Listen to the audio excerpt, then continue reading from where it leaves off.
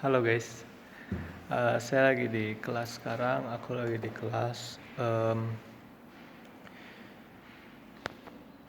Sekarang hari Sabtu, karena hari Sabtu makanya banyak yang libur, banyak yang kosong, jadi kelas nggak kepake.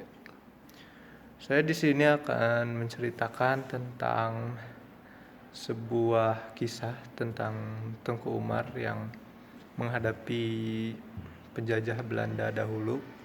Saya tidak tahu persis kapan peristiwanya, tahun berapa, sekitar tahun 1800-an.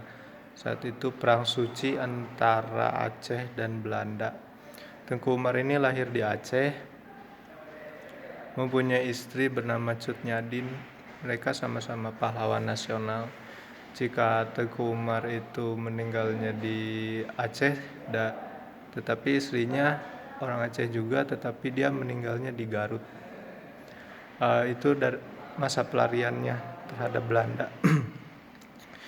Dikisahkan Tengku Umar ini adalah pada awalnya Tengku Umar ini bersama Cut Nyadin itu bekerja untuk Belanda, artinya mereka bekerja sama karena Tengku Umar ini termasuk salah satu tokoh yang berpengaruh di Aceh, sehingga Belanda perlu sekali untuk merekrut Tengku Umar, tentu saja untuk memuluskan jalan mereka. Nah, Tengku Umar ini bekerja sama dengan Belanda bukan tanpa alasan.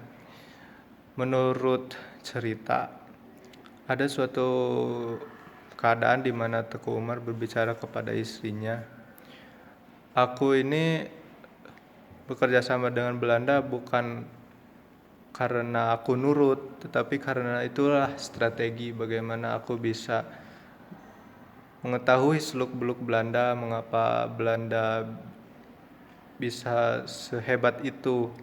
Oleh karena itu adalah siasat, itu adalah sebuah political strategi oleh Tengku Umar.